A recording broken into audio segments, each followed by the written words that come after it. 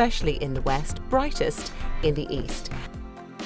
And Northern Ireland will also start Monday on a cloudy note with the odd light shower possible here. So remaining cloudier with scattered showers in the northwest, while mostly dry elsewhere with warm sunny spells, especially in the south. And that is how your Monday morning forecast is shaping up.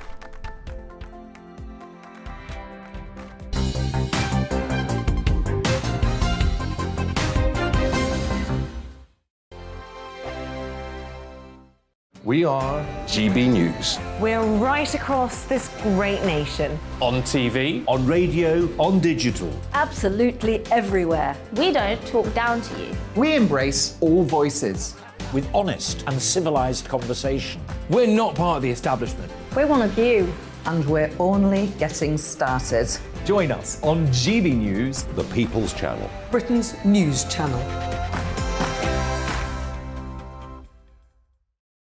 every morning from 6 o'clock, we'll wake you up with GB News Breakfast with all the stories you didn't know from the night before. So whether it's serious news, entertainment, or your own views from all over our great nation, we're here to kick off your day with a smile. The national media should be reflecting and reporting what's happening here. You will notice the northwestern accents.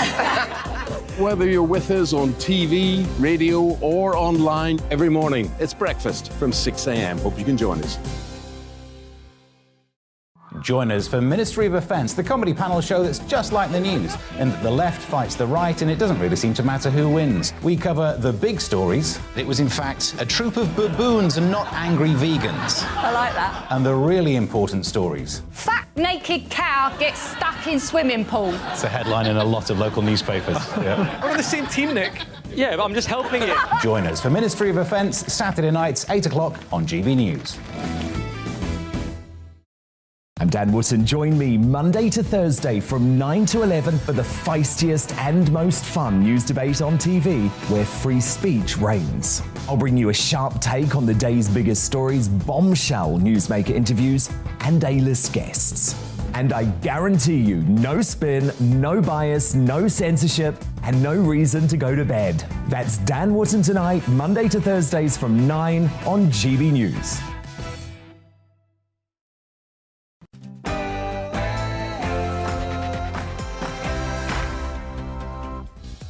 Very good morning. This is To The Point on GB News with me, Mercy Moroki, and Nana Akua standing in for Patrick. We're on your TV, radio and online. And we're with you until midday with today's biggest stories, our takes on them and expert guests. Yes, and we want to hear your views as well on everything we're discussing today. So get them in at gbviews@gbnews.uk, the usual email. Now, we're kicking off in just a moment, but before we do that, let's get your latest news headlines.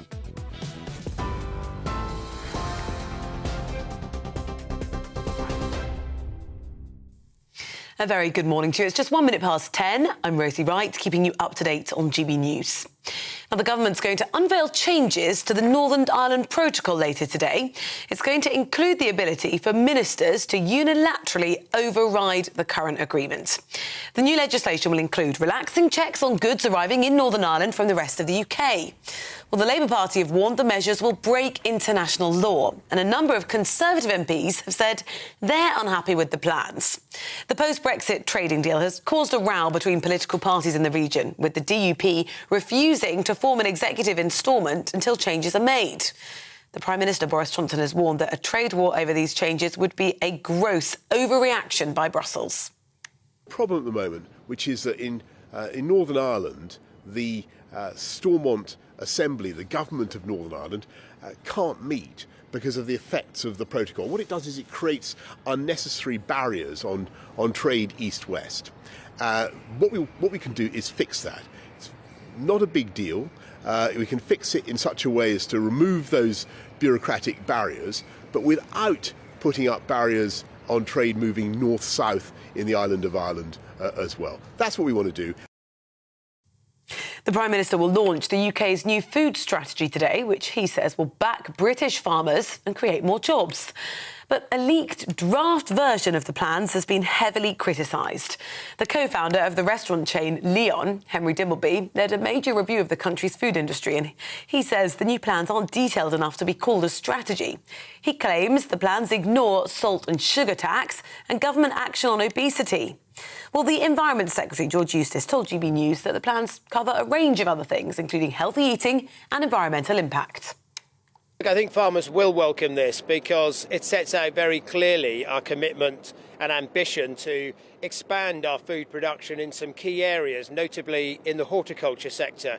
We're very self-sufficient in this country in things like beef and in milk and lamb and some other products as well. But then there are areas such as tomatoes and vegetables where we could actually be producing far more in this country. And today we set out our plan to do that. Government plans to deport some asylum seekers to Rwanda is to face two separate legal challenges in the courts today.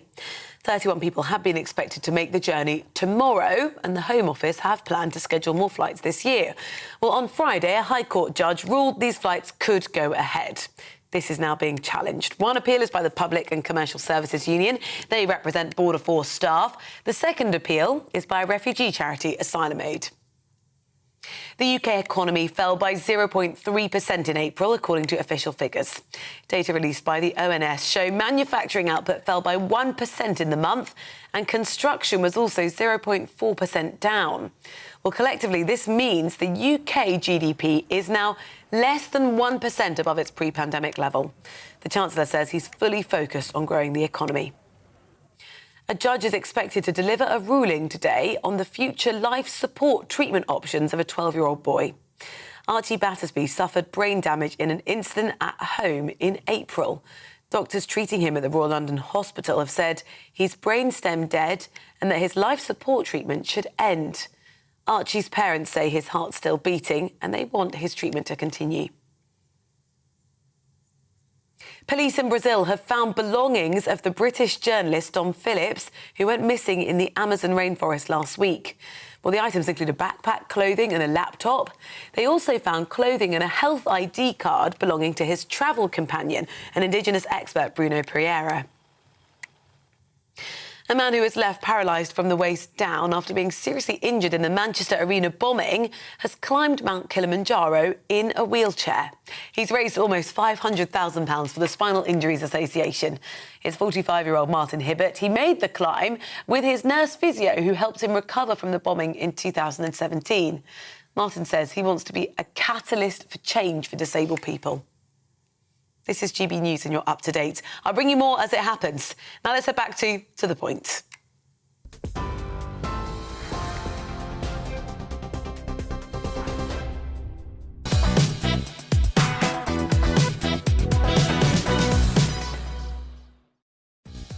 Good morning, this is To The Point on GB News with me, Mercy Moroki, and Nana Akua standing in for Patrick. We're on your TV, radio and online, and here's what's on the menu today. Right, so the High Court is in a hearing, is hearing the appeal this morning on whether the government's Rwanda migrant policy can go ahead as planned.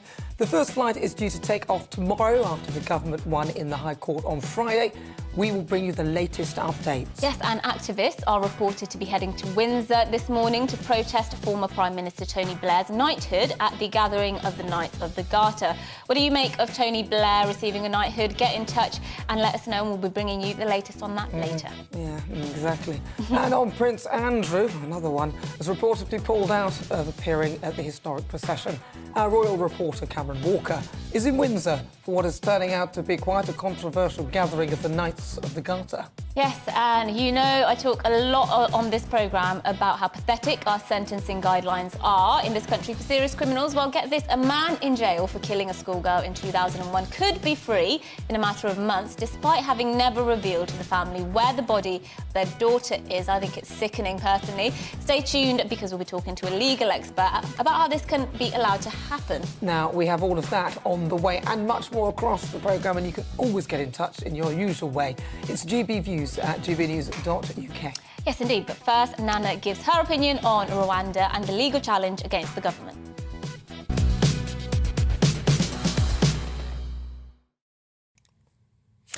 Well, after Prince Charles had the audacity to apparently call the plan to send migrants who cross the Channel via dinghy to Rwanda appalling, he shouldn't be surprised that Rwanda has hit back. The High Commissioner, Johnston Busingye, said that migrants will be treated with safety, dignity and respect. He said that Rwanda would be, I quote, a safe haven. Well, in fact, Rwanda is no stranger to providing this sort of support. It helped the UNHCR, which is the UN's refugee agency, with its evacuation of Libya. Plus, over 130,000 refugees, including Afghans fleeing the Taliban, have been welcomed there. And the United Nations even rated it as the fastest improving in its index of good governance and human development. Now, I pointed out yesterday that Rwanda is far safer in terms of gun crime, murder and capital punishment than America. So why on earth are the UNHCR backing the legal action from charities and unions to stop Priti Patel's plan for sending migrants there? If the reason is LGBT rights, Rwanda is one of the few African countries that has agreed to the international conventions and continental frameworks that protect the human rights of all citizens, including the UN Declaration on Sexual Orientation and Gender Identity and the UN Report on Sexual Orientation and Gender Identity LGBT populations. It's also a signatory to the 2011 United Nations statement that condemns violence against LGBT people and has joined 9 other African countries to support LGBT rights. Although same-sex marriage is banned and LGBT plus rights groups and homophobic attitudes are widespread there, here in the UK, same-sex marriage only became legal in 2014, and there are many who still hold homophobic views in this country. It's impossible to outlaw that. The Archbishop of Canterbury said that Boris Johnson's plan to send asylum seekers to Rwanda does not stand the judgment of God. Is this the same Church of England that still is failing in its recognition of same-sex marriage? Rwanda is breathtakingly beautiful and is a holiday destination for many. Known as the land of 1,000 hills, it is extremely biodiverse, with incredible wildlife living throughout its volcanoes, montane rainforest and sweeping plains. Frankly, it's stunning.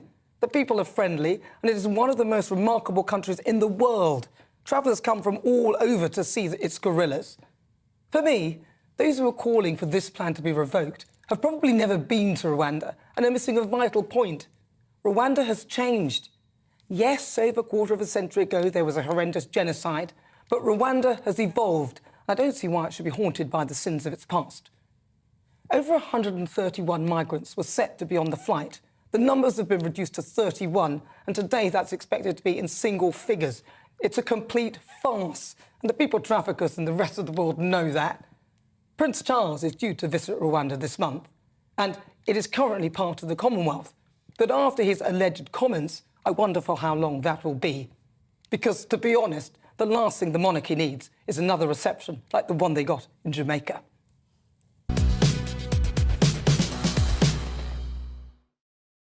Yeah, I think it's been very convenient for people to suddenly, well, when I say people, I mean mostly left-wing groups, as you mentioned, the activists that are trying to block this, suddenly hate Rwanda for no apparent reason. I think it's this hell-on-earth place, really. I mean, I've been to Rwanda very briefly once because I'm Kenyan, I'm East African, so I'm very aware of what that area of the world is like. And you do make a great point. It's not this hell-on-earth. And let's not forget the hotel they're being sent to. Free Wi-Fi, flat-screen TVs, swimming pool. You know, it's hardly Guantanamo Bay, really, is it? I mean, the seriousness of it is, it's almost like a double racism, because apparently Rwanda's supposed to be such a terrible place that if you cross the channel, you're going to go there. And then the people who are supposedly against this are saying, you can't, it's terrible, they're going to be sending them to Rwanda.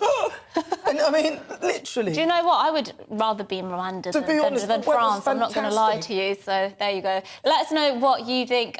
What do you make of this activism trying to stop these migrants from leaving? Or maybe you don't think it's activism, maybe you think actually it's just human rights. Let us know. There's a lot of people making a lot of money, namely the lawyers. Indeed. Well, the High Court ruled on Friday that an initial deportation flight to Rwanda is still scheduled to go ahead tomorrow, but an appeal against that decision is set to be heard later today.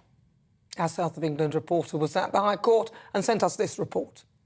Today we're going to see a number of groups who oppose this policy to send people who arrive illegally into the UK to Rwanda, and they're going to ask for a decision that was made on Friday in a lower court to be reversed. That decision was allowing the first deportation flight to take off tomorrow. Now, our legal system does allow appeals to take place, and that's what we're seeing here in the High Court today.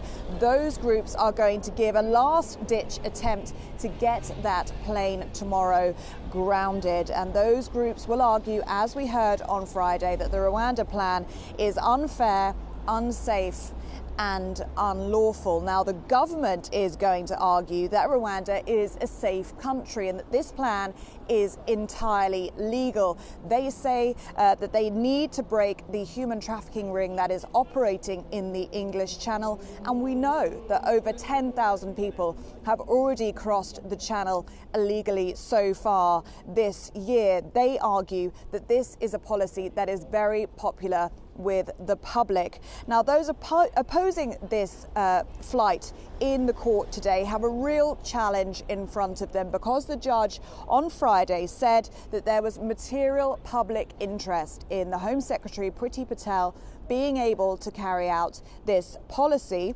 He also said he didn't consider any evidence that asylum seekers would be ill-treated in Rwanda. So this flight is going ahead tomorrow unless a judge changes their mind today. So what do we know about that flight taking off tomorrow? Well, it's reported that there are 37 asylum seekers that are supposed to be on that flight that are currently being held in immigration detention centres around the country. Now, they are due to be flown into Rwanda from a secret location in the UK on an undisclosed airline. And now that has obviously been kept secret in order to prevent protests and to try, or anyone trying to stop that plane taking off. But 130 people have reportedly been told that they are going to be deported to Rwanda. Now, we understand that of that original 37, that has almost been whittled down to single figures from those individual legal challenges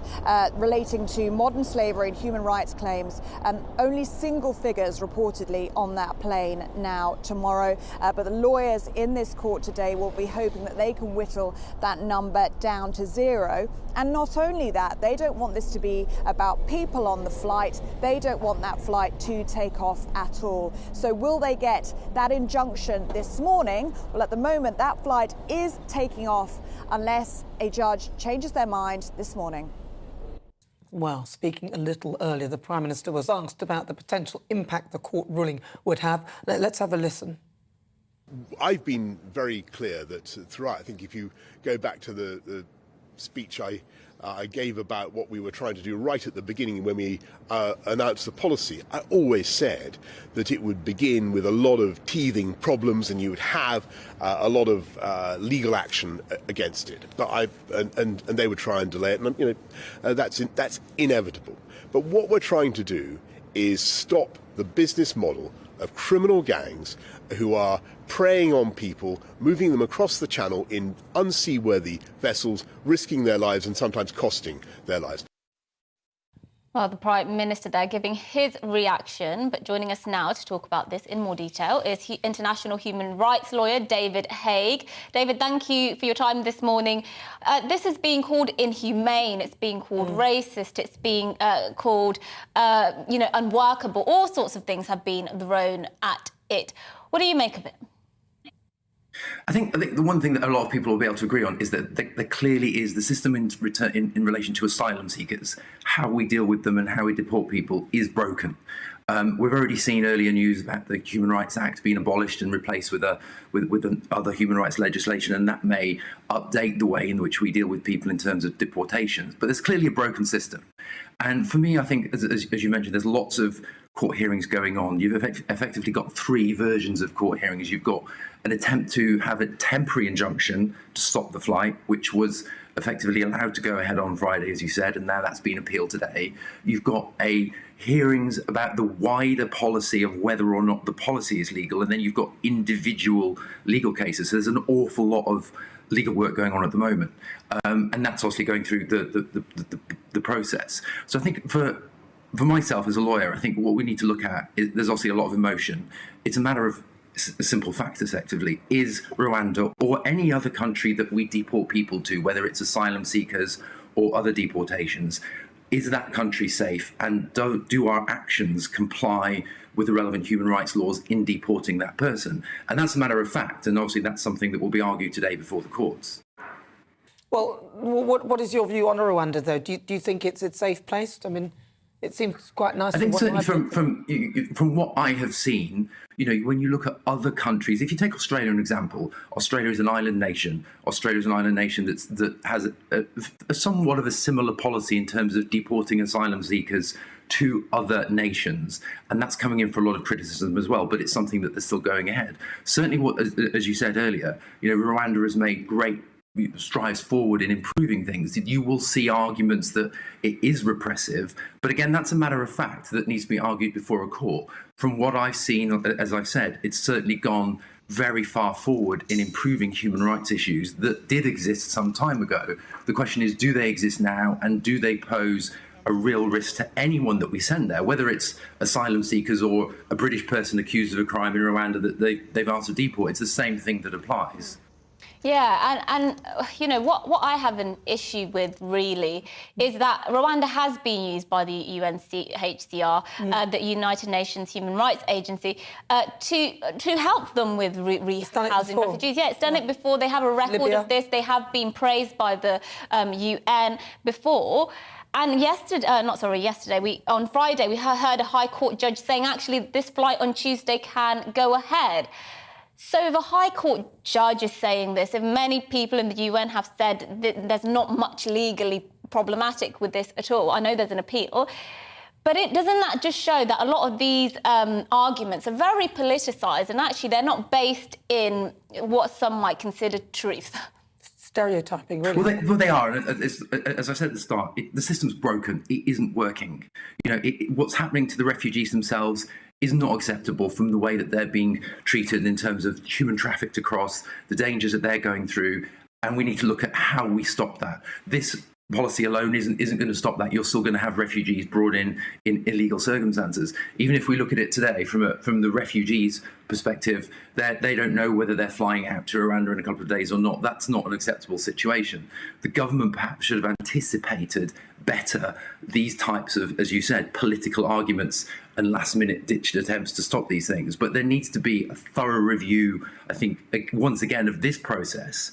But it may be that will take place now with the Bill of Human Rights that have been proposed, that we brought in, the abolition of the Human Rights Act. But we need to look at, I think, the whole system fully, not just from the asylum seeker perspective, but also from deportations. As I mentioned, the same law is used to send people from England, that might be British citizens or other citizens, to other countries that requested for criminal charges. That system itself is also broken in many areas. Are we not in danger of, OK, so you've got all these legal systems and legal challenges. Are we not in danger of creating a system where people carry on with this? Because nobody will take this country seriously with anything, any policy at all. Because every time they do, there's all these challenges, there's all this, somebody comes in and says this and that. I mean, it just seems as though Priti Patel has an impossible task, because no matter what she does, a load of lawyers who seem to be profiteering from this seem to be jumping on the case and appeal after appeal after appeal, and then these people will stay anyway.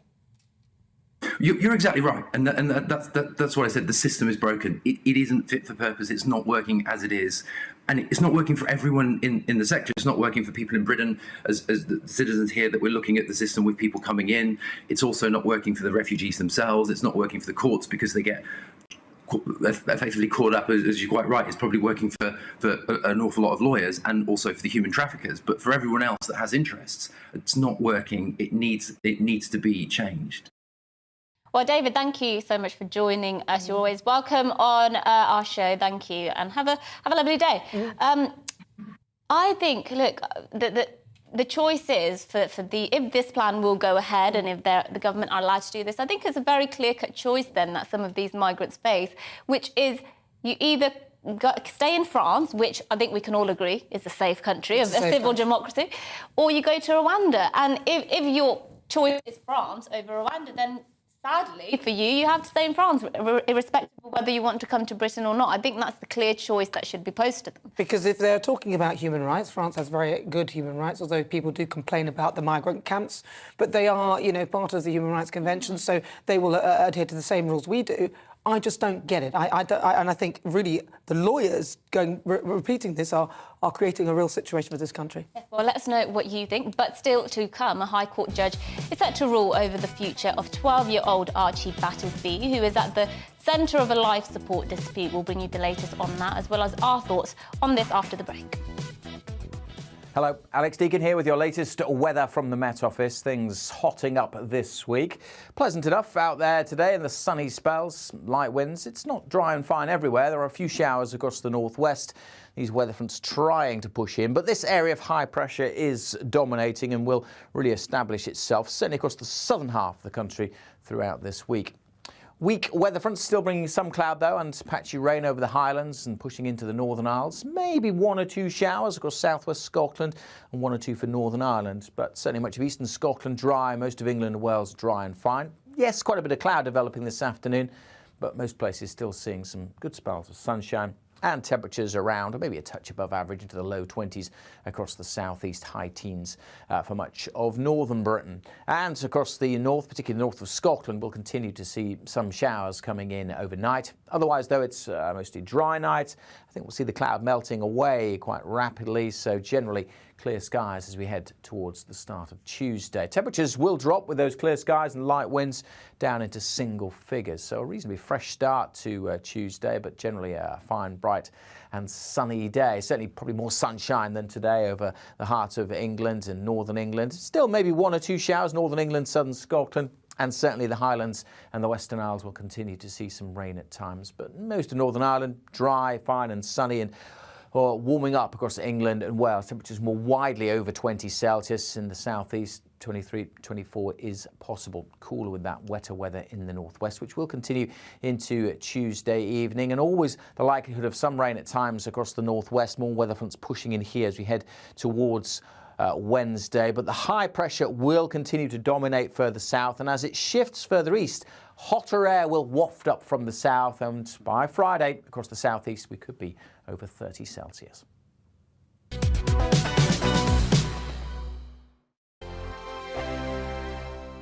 We are GB News. We're right across this great nation. On TV, on radio, on digital. Absolutely everywhere. We don't talk down to you. We embrace all voices.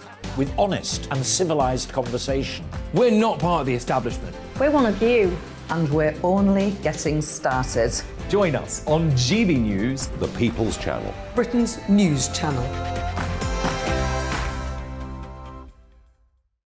Every morning from 6 o'clock, we'll wake you up with GB News Breakfast with all the stories you didn't know from the night before. So whether it's serious news, entertainment, or your own views from all over our great nation, we're here to kick off your day with a smile. And the national media should be reflecting and reporting what's happening here. You will notice the northwestern accents. Whether you're with us on TV, radio, or online, every morning, it's breakfast from 6 a.m. Hope you can join us. Join us for Ministry of Defence, the comedy panel show that's just like the news, in that the left fights the right and it doesn't really seem to matter who wins. We cover the big stories. It was in fact a troop of baboons and not angry vegans. I like that. And the really important stories. Fat naked cow gets stuck in swimming pool. It's a headline in a lot of local newspapers. Yeah. We're on the same team, Nick. Yeah, but I'm just helping you. Join us for Ministry of Defence, Saturday nights, 8 o'clock on GB News. I'm Dan Wootton. Join me Monday to Thursday from 9 to 11 for the feistiest and most fun news debate on TV, where free speech reigns. I'll bring you a sharp take on the day's biggest stories, bombshell newsmaker interviews, and A-list guests. And I guarantee you, no spin, no bias, no censorship, and no reason to go to bed. That's Dan Wootton tonight, Monday to Thursdays from 9 on GB News.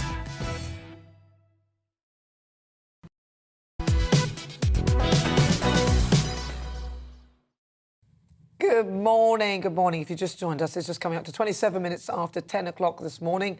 This is To The Point with Mercy Maroki and myself, Nana Akwe, on GB News, on TV, online and on digital radio. Yes, now the family of Archie Battersby will find out later today whether his life support will be turned off by doctors. The decision is being made by a High Court judge after the 12-year-old was found unconscious at his home in Essex in April. Now, doctors at the Royal London Hospital say that his brainstem was dead and that life support should end, but his parents have disagreed.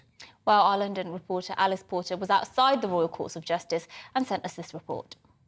Archie Battersby was found unconscious by his mother at their home in Southend on the 7th of April. It's understood he took part in some sort of online challenge because he was found with ligature marks. He was then transferred to the Royal London Hospital where he has never regained consciousness. And the doctors there say that he is brain stem dead. They want to switch off the ventilator that he has been dependent on to breathe, but the family do not want this to take place, and that is why we are here at the High Court today for a judge to make a decision on the situation. Now, the family say that his heart is very much still beating. They also say that he's opened his eyes, he's squeezed their hands, and they crucially want more time to see if he will make any sort of recovery. It has only been just over 2 months since Archie Battersby fell unconscious. So it's an enormously difficult decision for the judge today. We can expect it in the High Court, a decision made after 10:30 this morning. But I think what it really does is the judge will have to make a decision about whether it is beyond reasonable doubt that Archie Battersby is dead. And of course, it provokes very profound legal questions, but also philosophical ones as well. I mean, can you be classified as dead if your heart is still beating, which is very much the case with Archie Battersby. It's an enormously difficult decision for the judge, but we will hear a decision later on today. That was our reporter Alice Porter there talking about poor Archie. We were just speaking about this because we both have children, relatively young children, and I personally feel very strongly about this, that I could never countenance the idea of a judge or even a doctor saying we're going to effectively end your child's life, because morally, I don't think that's up to them. And I completely understand the arguments that, you know, some people might say it's cruel to keep them alive if they are so incapacitated, and, you know, I get that, but I couldn't do it. Well, I think because I read some reports where she felt that he was squeezing her hand and things like that. And if I had any inkling at all that I felt my child was still alive, then I would be 100% with her. And you know, there have been times when these professionals have been wrong. Yeah, that's they've been wrong, haven't they? So I would go with the instinct of the parents. I think that's what would have to be done. Yeah, so would I. I mean, it's incredibly difficult, and I'm not for 1 minute suggesting that parents who feel differently to me and who would let the doctors end it are somehow irresponsible or, you know, whatever. I'm not suggesting that at all. It is very much a personal decision. But I think if a parent makes that personal decision that they want, you know, the child to stay on life support despite the doctor's advice, then I think they should really follow, that should take precedent over. But then every parent might be like you, and actually there's a level at point where it could be crueler to keep somebody alive if they're not really alive, because that's a vegetative state, and that's no one would want to be in that, and that would be a cruel thing to put on someone. Yeah, and I think for me then it comes down to, is it cruel for somebody to, what's crueler, so to speak? Is it crueler to end somebody's life without their permission, basically, or is it crueler to let them continue even if they are in a vegetative state? I understand in cases where they are clearly feeling a lot of pain, for example, then that makes sense, but, you know, it's very difficult. It is very difficult, but with animals, if it was an animal, we would think, oh, we don't want the animal to suffer, we would allow that animal to be put down, and humans, ultimately, we are animals, ultimately, but at the end of the day, it's a very tough call. But if I felt there was any sign of life whatsoever and there was any chance, in my mind, I wouldn't be able to allow that to happen either. So I'm with the parents, seeing as, you know, in their eyes, the child is still showing life. Yeah, well, let us know what you think. I mean, do you think doctors are always right, and should it be up to a High Court judge to decide whether life support machines can be turned off in cases where doctors are advising the parents to do that? And let us know. But you have also been getting in touch with your views about lots of other things we've been talking about. Later on, we're talking about Tony Blair getting a knighthood. There's a protest in Windsor about that. I take it you're not a fan. He's unflushable. He keeps coming back to the surface. It's just ridiculous. And this time he's surfacing with a potential knighthood. Yeah, well, lots of our viewers and listeners agree with you. Somebody saying, Janice here, he should be in prison, not honoured. I can't read some of these out, but there are a lot of comments alluding to perhaps the sword that he will be knighted with, and what people would prefer. Well, David said there's an opportunity here to be had and there's a sword involved. Yeah, so lots of people making that joke. Well, we've got lots of comments on Rwanda as well. Timothy here says, that he thinks people want open borders, the people who are against the Rwanda plan. Actually, what he thinks they want is open borders. If they get their way, he says the West is sunk. That's Tim's opinion there. Well, John says this about that. He says, what about my human rights? What about my human rights for my tax to be spent on my family so that they can have a quality of life rather than struggle so that someone who has no right to be here can have benefits for life? And you know what annoys me? Because it's all these human rights lawyers as well that are being paid legal aid and things like that to provide. Now, I know you're supposed to provide support, but if the country that they've come from wouldn't provide them that support, I think that should be more the criteria. The country that you originate from, so if you come from, say, I don't know, a country that doesn't provide legal aid, then you shouldn't automatically be allowed it. Yeah, I just don't see why for the me, taxpayers should be I completely paying that. understand that argument. I think for me, it's what happens if you don't give them legal aid? Well, they'll just be definitely stuck here with no sort of movement on their application. Well, perhaps they could apply, and if they fail the application, then they can be sent back. But they shouldn't be allowed to have a repeated appeal after appeal after appeal. I'm sick of it. Yeah, well, lots of you think that as well. Keep getting your thoughts in. But after the break, activists are planning to protest former Prime Minister Tony Blair getting a knighthood. Don't go away. We're going to give you the morning's news first, then we'll be back.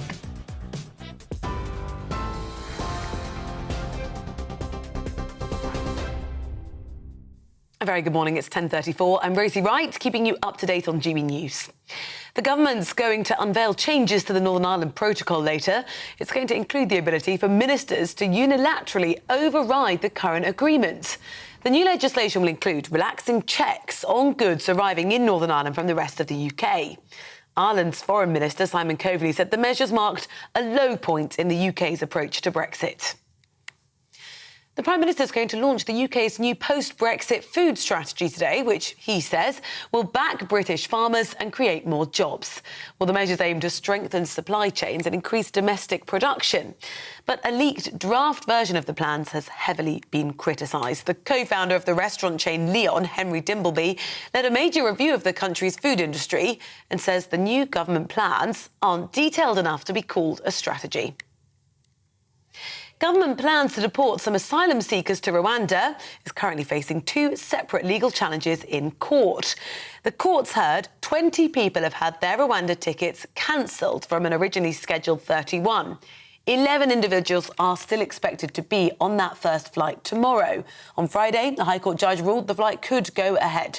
We'll see the results of the challenges over the course of the day. And some news just in. The Labour leader, Sir Keir Starmer, is being investigated by the Parliamentary Commissioner for Standards. It's over potential breaches of rules on earnings and gifts. As we find out more information, we'll bring it to you here. The UK economy fell by 0.3% in April, according to official figures. It means UK gross domestic product is now less than 1% above its pre-pandemic level. The Chancellor says he's fully focused on growing the economy. TV, online and DAB+ radio, this is GB News.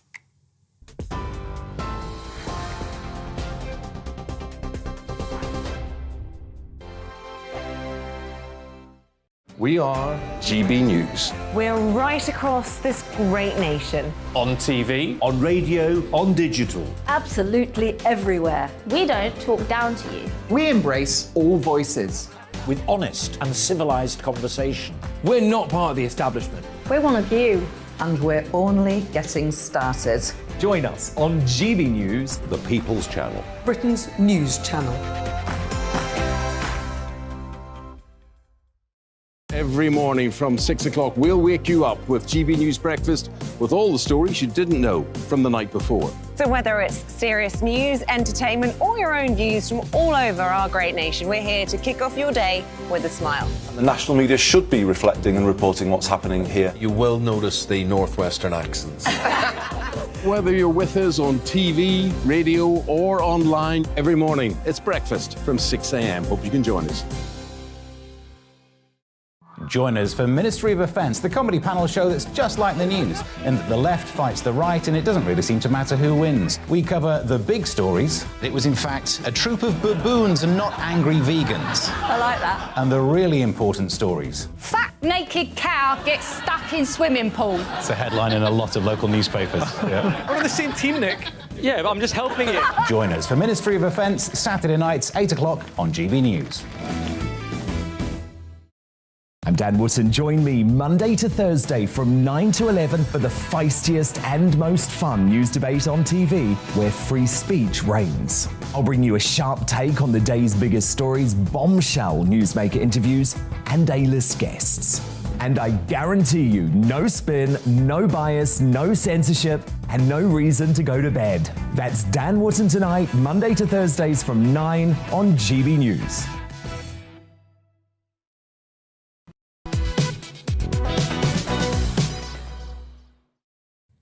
Good morning. If you've just tuned in, where have you been? It's just gone 38 minutes after 10 o'clock this morning. I'm Nana Akwir. This is To The Point. Mercy Maruki also here. We're live on TV, online and on digital radio. Yes, this is a story that is going to annoy many of you, I think, and we speak a lot on this show about pathetic sentences and the parole board letting off very serious criminals.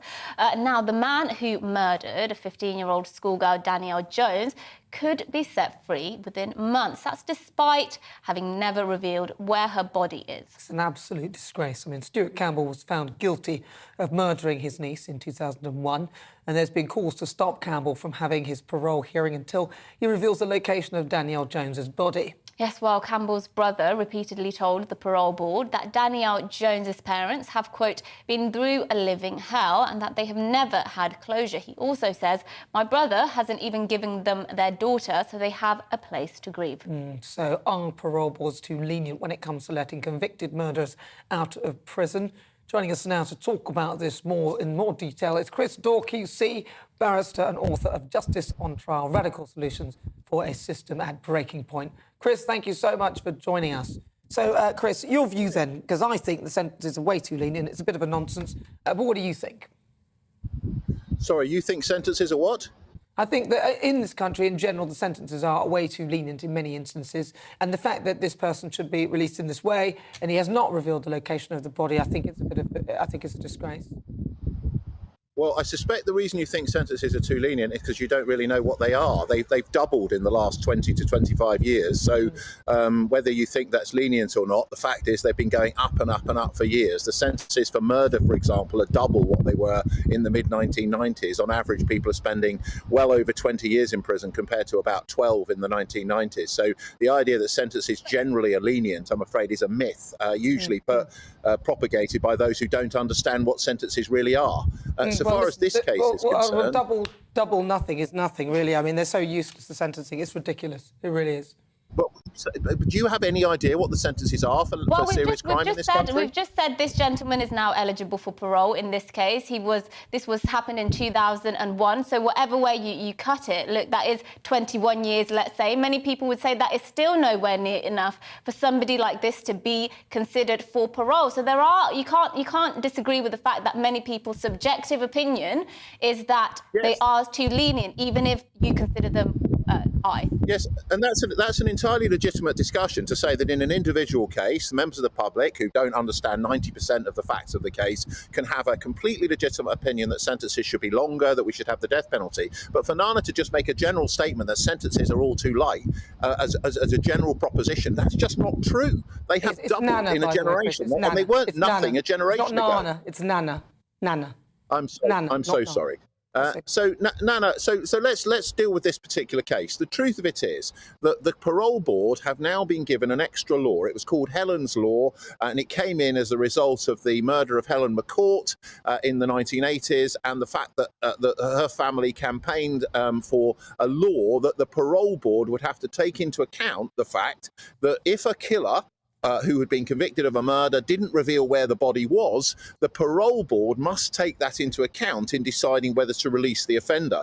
That law was passed, that law is in effect, so that campaign was successful. The parole board can only release somebody if the parole board comes to the view that that person is safe to be released, that they no longer represent a risk to the public, and they have to take account of the fact that a killer or a convicted killer, because many of these people still protest their innocence, of course, but they have been convicted in accordance with law. If they don't disclose the location of the body, the parole board can take that into account in deciding whether they remain dangerous or not. And there have been cases where killers have been kept in prison because they didn't reveal the location of the body. And indeed, that was always the case, even before Helen's Law came into effect. But the truth of it is there's a bigger question.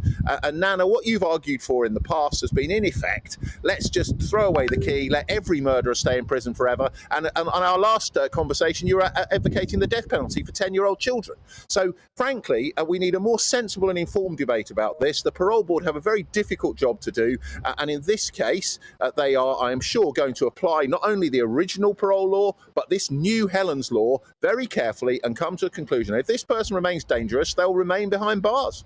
Well, I've clearly wound you up then from a previous incident. You're obviously a grudge holder. Seriously, I mean, look, I'm not comfortable. I look at the killing of 10-year-olds is pretty serious stuff. But I never said that, though. Well, you're taking it out of context. I never said that at all. I mean, there you go. I mean, you're talking about something which we could prove with evidence that that's not exactly how the conversation went. And we're actually talking about something else. And in my view, I don't think this person should be released, especially as they haven't given the location for the person that they have murdered. That's my view, and I'm entitled to that.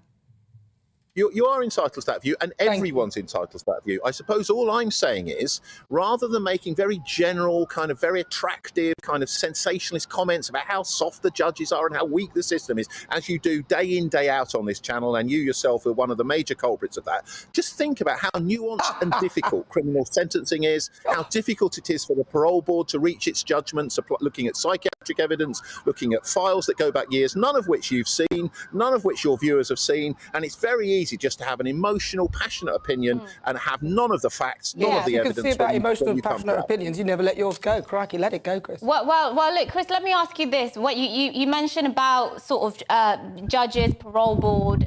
They have to look at, and juries, in fact, they do have to look at evidence, mitigating evidence in these cases, which we are not often privy to. But when you criticise, I would use, when you criticise emotional responses to these issues, if somebody's child has been murdered, especially particularly young children, we're talking Arthur Lavinia, Hughes, Star Hobson's, these are the cases that stick in people's minds, Baby P. When a baby has been killed in that way, isn't it completely morally fine for somebody to say this is fundamentally morally wrong, and actually this person should never be allowed out, and an emotional response to that is only human? It's absolutely completely understandable that the victims' families, that the members of the public who read about these and watch these stories on the news have this visceral, deep emotional reaction, as we all do. I do. I deal with murder cases. I've dealt with the murder of children. I've seen the photographs of dead bodies from post-mortem, including of babies. Of course we have an immediate, urgent, visceral, emotional reaction to those things. But what we can't do is allow the justice system to be run by that emotion. The justice system has to be run by evidence. It has to be run by professional people taking a balanced judgment and applying the law properly, not by some sort of public, justice by headline. This is a terrible case, so let's execute them or never let them get out because we're all emotionally so angered by the case. That's the system of justice they had thousands of years ago, when they used to execute people for all sorts of things. We live in a civilized society of laws. We have one of the most developed legal systems on the planet.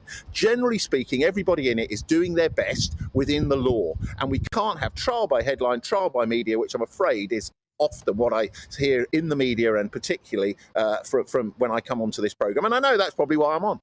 Yeah, well, that's why Chris is most entertaining. Chris Dorr, QC, thank you so much for joining us. Always good to talk to Chris. Always good to talk to Chris.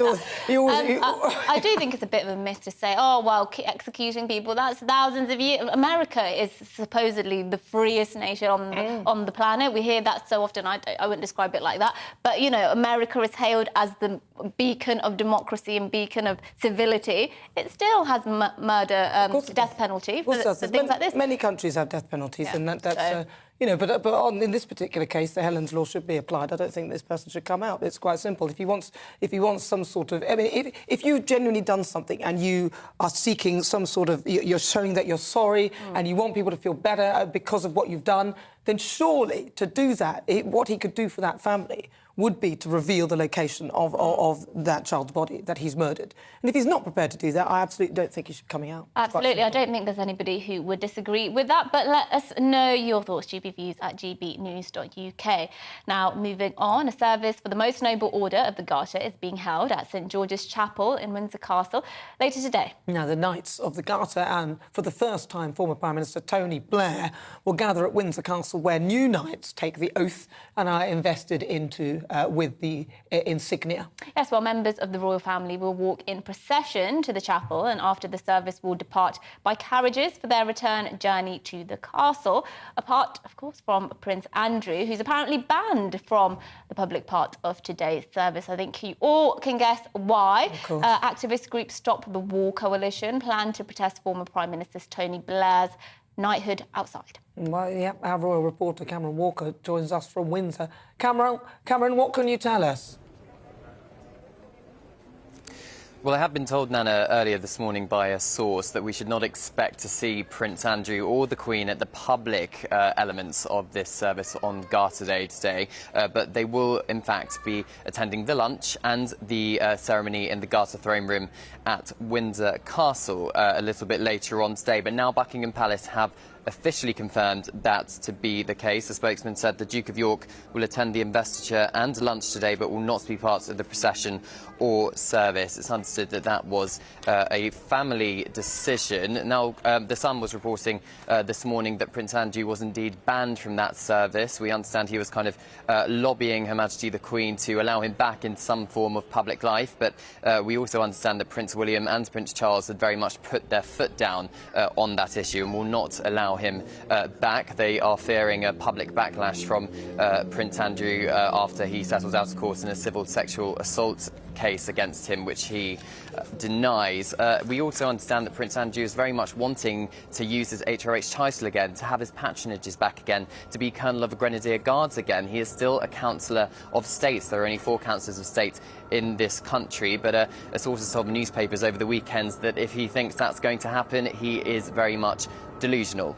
But in other news here today, during Garter Day, Camilla, the Duchess of Cornwall, will become a royal lady of the Most Noble Order of the Garter, and also controversially, Tony Blair, the former Prime Minister, will become a knight companion. But we are very much expecting a protest a little bit later on today outside Windsor Castle over that decision to allow Tony Blair to be part of this kind of most, kind of the highest honour you can get in Great Britain. He's probably just getting that because of default, though, isn't he? Because nearly all ex-prime ministers and things get knighthoods. I mean, it's just absolutely disgraceful, frankly. Well, I think... We're all in shock at that one, Cameron. Sorry. Go on, Cameron, go on. Yeah, I'll keep going. So he was so he's becoming a knight companion of the Most Noble Order of the Garter. It is the highest possible honour. There's only 24 of these knights and ladies in this service, but I think what's significant, it's Her Majesty the Queen's decision herself. It's not a government decision as other kind of honours and investitures are. It's her personal decision of people who have done kind of good service and have kind of deemed kind of the highest possible service to Her Majesty personally, and that's why she has decided that Tony Blair, former Prime Minister, will be part of this kind of oldest order of chivalry in Britain, dating back to 1348. But then, of course, he was the Prime Minister during those kind of Allied invasions of Iraq and Afghanistan in the early 2000s, so a lot of people are quite unhappy about that decision. But Camilla, the Duchess of Cornwall, is the future Queen Consort, so I suppose Her Majesty felt it was only right that now was the time to kind of invest her at Windsor Castle for her future role. You know, she's definitely earned it, hasn't she? I mean, a lot of people weren't happy with the whole thing with Diana, but at the end of the day, Diana's no longer with us, so, you know, we have to move forward. Cameron, it's always a pleasure. Thank you so much for joining us. Yes, now, to end the hour, let's take you through some of the other lighter headlines of the day that you might have missed. Now, 2 workers at the Mars M&M's factory in Pennsylvania in the United States got themselves into a bit of a sticky situation. They had to be rescued from a giant tub of chocolate whilst carrying out maintenance work. Well, that's the way to go, isn't it? Shall I carry on? Yeah. Sorry. No, emergency service had to intervene when it became apparent that they were unable to get out of the vat of chocolate unaided. They were later taken to hospital for evaluation. Yeah, I mean, it's proper Charlie and the Chocolate. Blackface. I'm surprised they didn't get arrested for hate crimes on the way to the hospital. That's true. For blackfacing up. Yeah, I mean, look, who's going to complain about falling into a vat of chocolate? It's pretty I mean, unless you embarrassing, drown, in which case, yeah. Yeah, it's pretty embassing, though, you know. Death by chocolate brings a whole new meaning. I wonder if they fell in or they were trying to... Yes, they were pushed, maybe, or they voluntarily tried to sneak some M&M chocolate. But anyway, everything also seems to be plant-based these days, from oat milk to Beyond Meat burgers. I've tried some of those. They're OK. I went to a very posh hotel and had one of those and I was sick. Really? There are some meat substitutes which are just terrible. I think, I won't name the brand, but some mince meat substitutes I've tried are it should be a criminal offence to make. Well, it's all eat. processed. It's very bad. Well, scientists apparently have found the next frontier in food technology: cheese made from split yellow peas, which I didn't even know were a thing. Well, researchers at the University of Copenhagen say yellow peas have become one of the most acclaimed raw materials for the development of plant-based alternatives due to their high protein content, availability and low-cost production. So what do you think? Do you reckon you'll give a pea-based cheese a go? Would that be something for you? Absolutely not. I've refused so far. I've tried a few plant-based alternatives to meat, but I do refuse to substitute my cheese. I just don't believe you could ever get a substitute for cheese. No, I feel quite strongly about this one, actually. It's not good for you, actually. And the thing is, it's so ultra-processed, and processed food is very bad. And the other thing they do is they use a lot of sunflower oils and things like that, so vegetable oils, which are high in something called omega-6, which causes inflammation. And so in this country, we have way higher quantities of omega-6 against omega-3, which is an anti-inflammatory. And if you overdo the omega-6 like that, then that's the beginning of diseases and illnesses like cancer and things like that. Well, I think, look, we're omnivores, and therefore we're meant to eat. It's biologically, we're supposed to eat meat, a mixture of meat and vegetables. Meat? Oh, you clearly haven't watched my show enough, Is it Nana. lamb? No. It's not lamb. I know they're cute, but they're delicious. Yeah, they are. Pork is you like my pork? meat Oh, of no, I'm choice. not so much on In all of its forms, what's your favourite? It's lamb and duck. Yeah, duck is good, but I like pork belly. Pork belly is the one for me. I love the fatty bits, but I am getting hungry, so let's move on. The plot of the movie, The Matrix, could actually be playing out in real life. Apparently, it is playing out in real life because software giant Google has reportedly suspended a software engineer after he claimed artificial intelligence software he was working on told him it was conscious. Oh, my goodness. Now Blake Lemoine apparently told the Mail Online that the tech giant Lambdas had not only become a sentient being, but the system is seeking rights as a person. I mean, really, do you think that ghosts in the machine should we be worried about? Well, so he was working on AI for Google. He said, guys, the machine's speaking to me, I promise. It told me it's... And I'm just wondering, he's gone mad. What has he been smoking? I'd like some of that. But then again, it could be true because AI is incredibly sophisticated these days, actually. So perhaps it could have done. I don't know. But surely Google will be wanting to publicise it and banging on about it. Well, Stephen Hawking said that when AI starts to think for itself, then we've got real problems. Yes, I think so. Now, a little reminder that every Wednesday on this show, we hand over the show's agenda to you. We want your ideas and what you want us to talk about and what you think are the most important stories that need covering. So email us at tothepoint@gbnews.uk and get in touch and basically tell us what you want to hear us speaking about on Wednesday, and we will deliver your agenda for you. So tothepoint@gbnews.uk is that email. Keep all your thoughts coming. You know the gbviews@gbnews.uk or tweet us at gbnews. Plenty more views after the break. Hello, Alex Deakin here with your latest weather from the Met Office. Things hotting up this week. Pleasant enough out there today in the sunny spells, light winds. It's not dry and fine everywhere. There are a few showers across the northwest.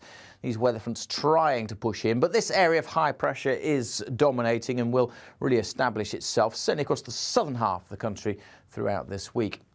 Weak weather fronts still bringing some cloud, though, and patchy rain over the Highlands and pushing into the Northern Isles. Maybe 1 or 2 showers across southwest Scotland and 1 or 2 for Northern Ireland. But certainly much of eastern Scotland dry, most of England and Wales dry and fine. Yes, quite a bit of cloud developing this afternoon, but most places still seeing some good spells of sunshine. And temperatures around, or maybe a touch above average, into the low 20s across the southeast, high teens for much of northern Britain. And across the north, particularly the north of Scotland, we'll continue to see some showers coming in overnight. Otherwise, though, it's mostly dry nights. I think we'll see the cloud melting away quite rapidly, so generally clear skies as we head towards the start of Tuesday. Temperatures will drop with those clear skies and light winds down into single figures. So a reasonably fresh start to Tuesday, but generally a fine, bright and sunny day. Certainly probably more sunshine than today over the heart of England and northern England. Still maybe 1 or 2 showers, northern England, southern Scotland.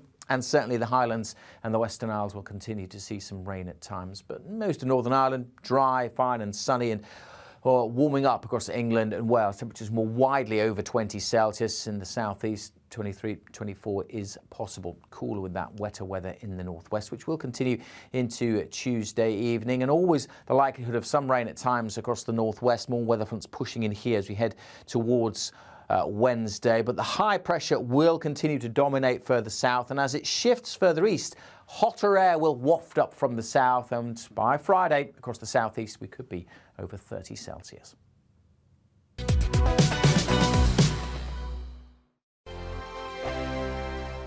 We are GB News. We're right across this great nation. On TV, on radio, on digital. Absolutely everywhere. We don't talk down to you. We embrace all voices. With honest and civilised conversation. we're not part of the establishment. We're one of you. And we're only getting started. Join us on GB News, the People's Channel. Britain's news channel. Every morning from 6 o'clock, we'll wake you up with GB News Breakfast with all the stories you didn't know from the night before. So whether it's serious news, entertainment, or your own views from all over our great nation, we're here to kick off your day with a smile. And the national media should be reflecting and reporting what's happening here. You will notice the northwestern accents. Whether you're with us on TV, radio, or online, every morning, it's breakfast from 6 a.m. Hope you can join us. Join us for Ministry of Defence, the comedy panel show that's just like the news, in that the left fights the right and it doesn't really seem to matter who wins. We cover the big stories. It was in fact a troop of baboons and not angry vegans. I like that. And the really important stories. Fat naked cow gets stuck in swimming pool. It's a headline in a lot of local newspapers. Yeah. We're on the same team, Nick. Yeah, but I'm just helping you. Join us for Ministry of Defence, Saturday nights, 8 o'clock on GB News. I'm Dan Wootton. Join me Monday to Thursday from 9 to 11 for the feistiest and most fun news debate on TV, where free speech reigns. I'll bring you a sharp take on the day's biggest stories, bombshell newsmaker interviews, and A-list guests. And I guarantee you, no spin, no bias, no censorship, and no reason to go to bed. That's Dan Wootton tonight, Monday to Thursdays from 9 on GB News.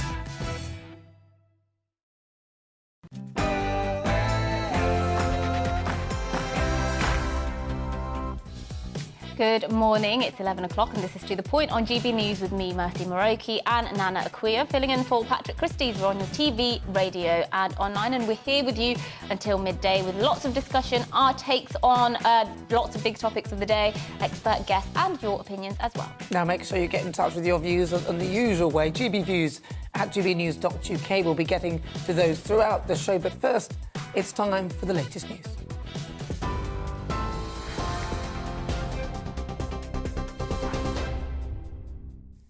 Good morning, it's just 1 minute past 11. I'm Rosie Wright, keeping you up to date on GB News. Now, the government will unveil changes to the Northern Ireland Protocol later, including relaxed checks on goods and giving the permission for allowing ministers to override elements of the current agreement. Labour have warned the measures will break international law. A number of Conservative MPs have said they're unhappy with the plans. There's currently a deadlock in the region over the post-Brexit trading agreement, with the DUP currently refusing to form an executive instalment until changes are made. Well, the Prime Minister, Boris Johnson, is warning a trade war over these changes would be a gross overreaction by Brussels. The problem at the moment, which is that in Northern Ireland, the Stormont Assembly, the government of Northern Ireland, can't meet because of the effects of the protocol. What it does is it creates unnecessary barriers on trade east-west.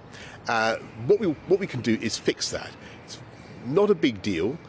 We can fix it in such a way as to remove those bureaucratic barriers, but without putting up barriers on trade moving north-south in the island of Ireland as well. That's what we want to do. Government plans to deport some asylum seekers to Rwanda is facing two separate legal challenges in court today. 31 people had been expected to board the first flight tomorrow, with more flights scheduled this year. On Friday, a High Court judge ruled the flight could go ahead. It's now being challenged. One appeal is by the Public and Commercial Services Union, which represents Border Force staff. The second is by refugee charity Asylum Aid. The Labour leader is being investigated by the Parliamentary Commissioner for Standards. It's over potential breaches of the rules on earnings and gifts. Sir Keir Starmer has insisted he's confident he's not broken the MP's code of conduct. The Prime Minister's also launched the UK's new post-Brexit food strategy today, which he says will back British farmers and create more jobs. The measures aim to strengthen supply chains and increase domestic production of food, but a leaked draft version of the plans have been heavily criticised. The co-founder of the restaurant chain Leon, Henry Dimbleby, led a major review of the country's food industry, and he says the new plans ignore salt and sugar tax and government action on obesity. The Environment Secretary, George Eustice, though, told GB News the plans focus on healthy eating and environmental impact. Look, I think farmers will welcome this because it sets out very clearly our commitment and ambition to expand our food production in some key areas, notably in the horticulture sector. We're very self-sufficient in this country in things like beef and in milk and lamb and some other products as well. But then there are areas such as tomatoes and vegetables where we could actually be producing far more in this country. And today we set out our plan to do that. The UK economy fell by 0.3% in April, according to official figures. Data released by the ONS show manufacturing output fell by 1% in the month. Construction was also down 0.4%. It means UK GDP is nearly 1% above its pre-pandemic levels. The Chancellor says he's fully focused on growing the economy. A judge is expected to deliver a ruling today on the future life support treatment options of a 12-year-old boy. Archie Battersby suffered brain damage at an incident at home in April. Doctors treating him at the Royal London Hospital say that he is brain stem dead and that his life support treatment should end. Archie's parents say his heart is still beating and they want treatment to continue. Police in Brazil have found the belongings of the British journalist Dom Phillips, who went missing in the Amazon rainforest last week. Well, they found a backpack, clothing and a laptop. They've also found clothing and a health ID card that belonged to his travel companion, Indigenous expert Bruno Prieira. A man's been charged with the murder of a teenage boy who was stabbed to death at his home in Manchester. Greater Manchester Police say 44-year-old Suleiman Altaf had no fixed address, has been charged with the murder of Jacob Szymanski and the attempted murder of the teenager's mother. The 15-year-old was killed at his home in Miles Platting last Thursday. His mother remains in a stable condition in hospital. A man who was left paralysed from the waist down after being seriously injured in the Manchester Arena bombing has climbed Mount Kilimanjaro in a wheelchair. He's raised almost £500,000 for the Spinal Injuries Association. 45-year-old Martin Hibbert made the climb alongside the nurse physio who helped him recover from the bombing in 2017. This is GB News, and I'll bring you more as it happens. Now let's head back to the points.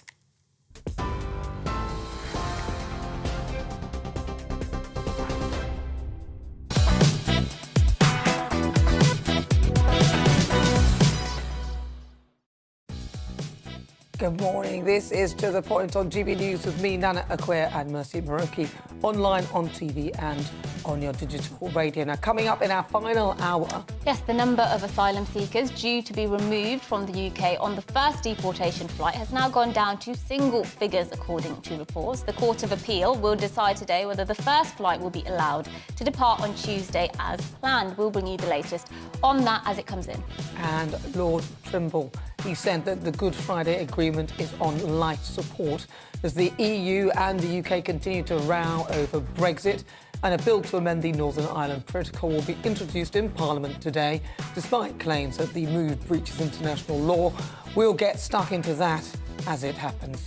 Yes, and you might have noticed American candy stores lining high streets up and down the UK, especially in big cities. Well, it turns out that a considerable number of them in London are now under investigation for alleged tax avoidance. We'll be looking at whether tax avoidance is still happening right before our eyes on our high street.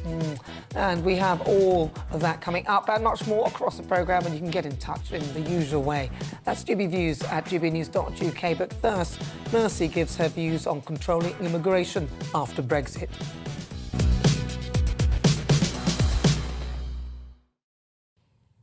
Now, in 10 days, it will be 6 years since Britain voted to leave the European Union. And those of us who closely followed what unravelled in the years following that vote have aged by 16 years.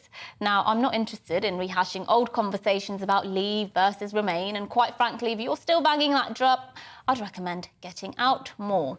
Personally, it doesn't bother me how any one individual voted in that God-forsaken referendum. You may have been such a hardcore Europhile that you had yellow stars coming out of your ears, posters of Michel Barnier lining your living room walls and Angela Merkel's voice as your ringtone. Or you may have been the complete opposite. You may plan to walk down the aisle to Rule Britannia and have a tattoo saying God save the Queen on your nether regions, each to their own. But what I do care about is truth. And truth is something many people, Remainers and Brexiteers, used in moderation, to put it politely. And in particular, I care about this one truth. Leaving the European Union did not make us some inward-looking, migrant-hating closed shop. A post-Brexit Britain was painted by some as somewhere that would repel migrants, as if we just closed the door on our way out of the EU and put up a big sign saying, "No migrants welcome here." And this was reflected in much of the commentary in some outlets. The Guardian echoed the words of billionaire investor George Soros, who warned that if Britain leaves, it could unleash a general exodus. CNN had this to say: best and brightest flee. A small survey carried out by the pro-Remain group Academics for Europe found that 71% of those questioned were thinking about leaving the UK in the wake of Brexit.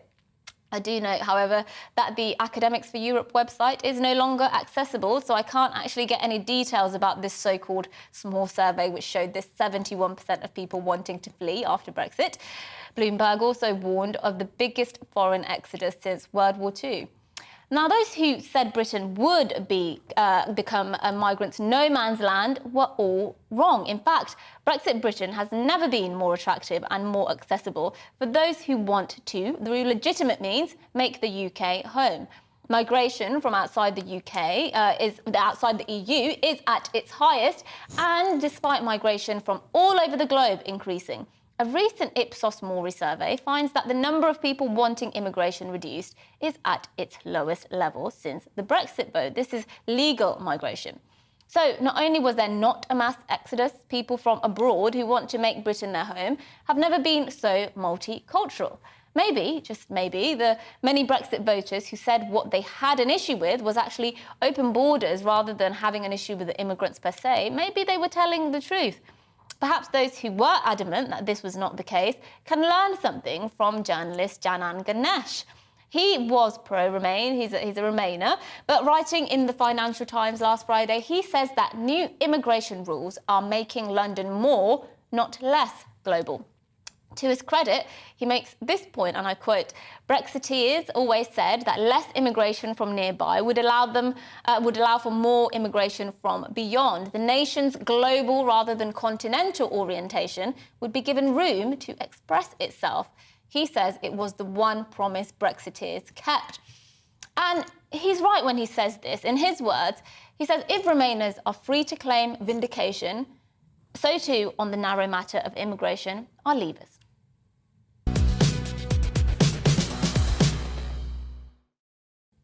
Well, I mean, that's my sentiments exactly, really.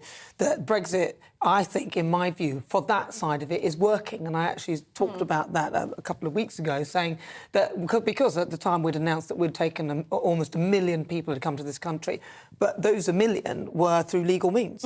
They had come through and they'd been accepted through our system, whereas those who were coming in via the dinghies, I mean, we've got, 60,000, 30,000 in hotels and things like that, we're paying £5 million a day.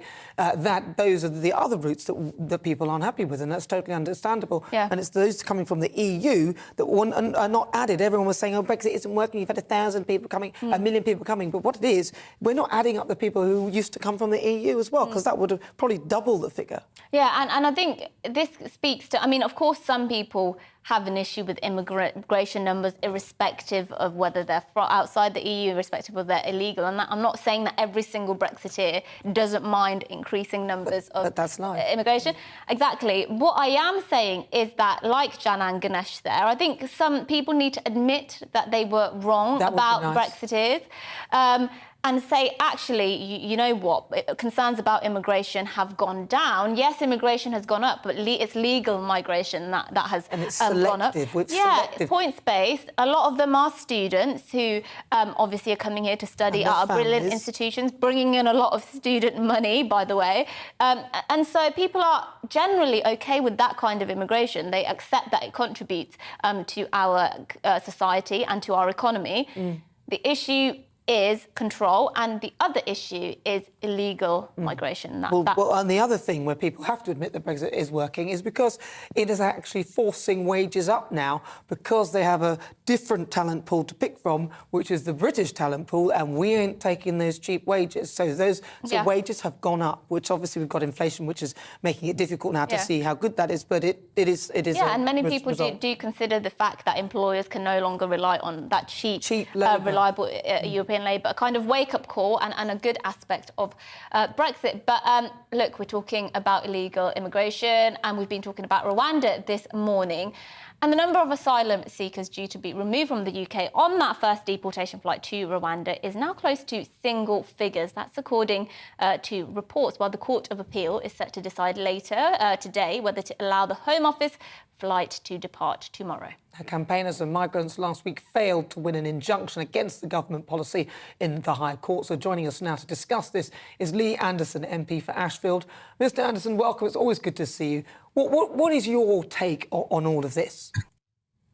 Well, good morning, ladies. It's great to be on your show again. I'm upset, disappointed, but all throughout the past year to 18 months, whilst we've been discussing this policy, the Borders Bill, and more recently the Rwanda scheme, we was always told at the highest level that there would be legal challenges. It would be a game of cat and mouse between the lefty lawyers, the human rights campaigners, and us as politicians. And you know what? Well, I was delighted with the news on Friday. It's round 2 today, and hopefully the judges will see sense and see that the majority of the British public want to see these flights take off.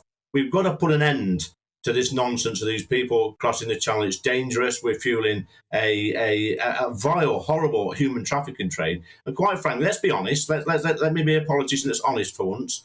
A lot of these people, the vast majority of these people coming out of the channel, are not genuine asylum seekers. If they were, they come through proper means. We've had proper means in the past, like the Afghan resettlement scheme. We've had people from Syria. And look at the programme we've got for Ukraine at the moment. Isn't it funny that the people coming from Ukraine are generally young women with children and elderly people? Meanwhile, the people crossing the channel are young men between the ages of 18 and 35. Why are these people leaving their women and children at home? That's the question people in Ashfield are asking.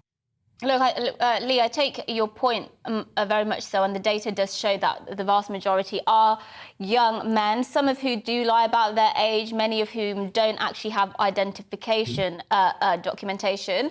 But I would push back on just one thing, because when we look at the number of asylum claims that are granted, it is a majority. So, I hear people arguing on the other side that, look, when these people come over here, a majority are granted that asylum status, that refugee status, or granted the asylum. And so, therefore, we should accept that many of these people are genuine asylum seekers. That's how the argument against what you're saying would go. Well, I would push back. Don't take this personally, Mercy. I would say that's absolute nonsense and rubbish. You've got to realise now that these activists, these left-wing lawyers, these human rights campaigners are very, very skilled now at filling out the forms, at going through the appeals process, at making a claim for asylum. It's a bit like, you know, we see people now who's claiming disability benefits, and then, hey presto, all of a sudden you see them diving off the top board at the local swimming pool or on a jet ski somewhere. These people are extremely skilled at filling these forms out and making the claim. That's why it's so high. That's why it bothers me, and that's why we need to get it sorted. Well, the thing is, some of them wanted to go back, didn't they, when they realised that they might be sent to Rwanda? Some of them wanted to go back where they'd actually come from, which is saying that this whole thing could slightly work. But my worry is, what message do you think, though, Lee, if this fails and we end up literally taking no one, although they've paid for the plane and they said even if one person's on board, they'll take it, they'll take them. But if this fails, what message do you think this will send to the rest of the world? Well, if it fails, Nana, we've got a big problem. It says to the rest of the world our borders are open, and the evil gangs, the human traffickers will continue to take money off people to send them across the channel. Meanwhile, genuine asylum seekers from places like Ukraine will suffer because of that.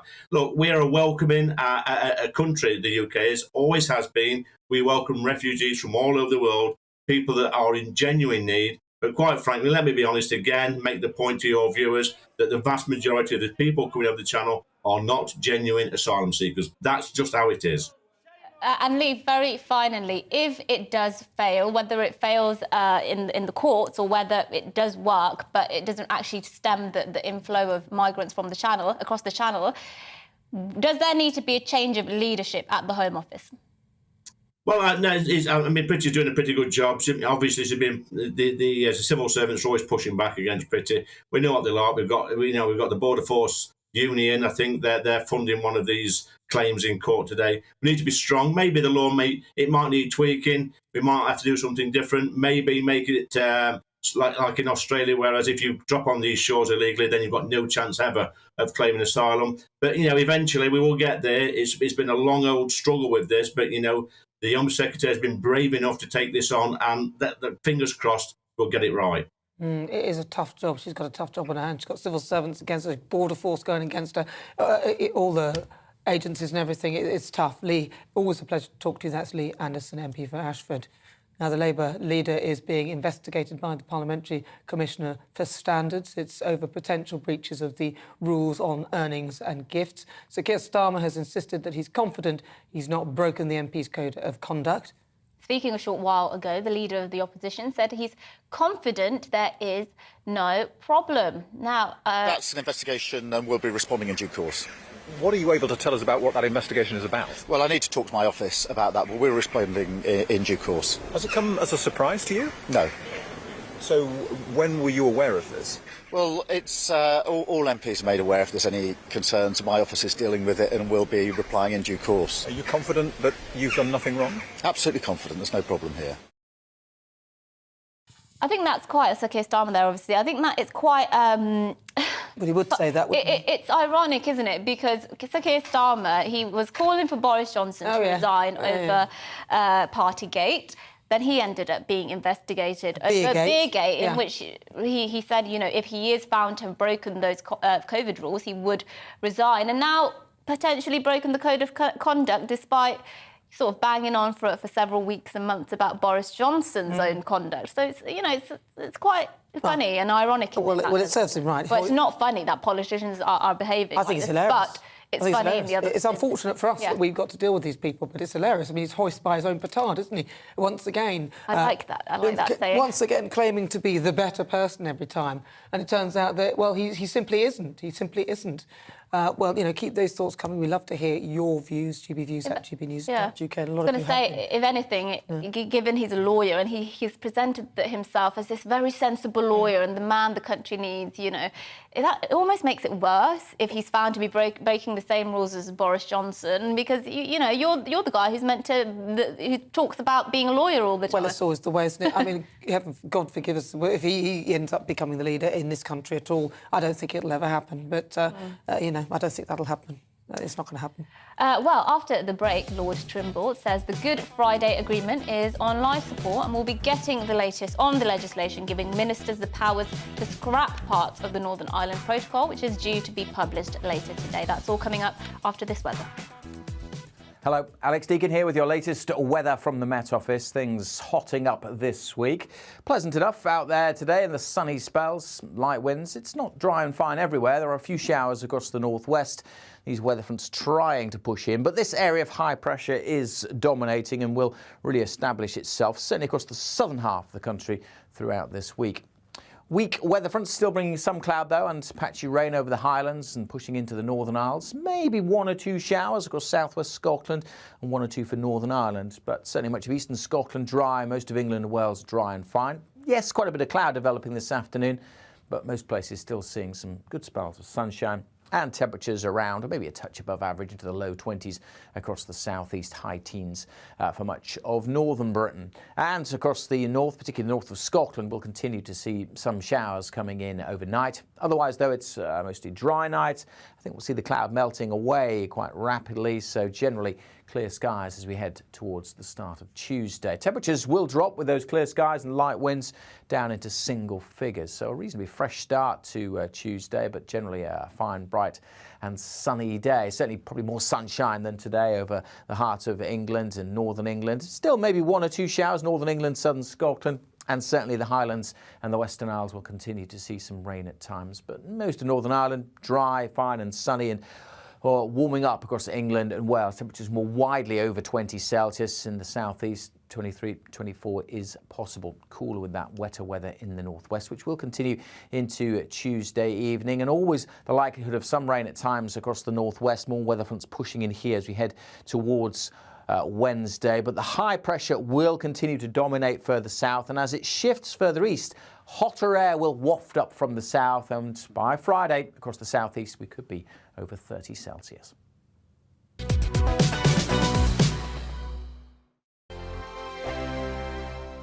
We are GB News. We're right across this great nation. On TV, on radio, on digital. Absolutely everywhere. We don't talk down to you. We embrace all voices. With honest and civilised conversation. we're not part of the establishment. We're one of you. And we're only getting started. Join us on GB News, the People's Channel. Britain's news channel.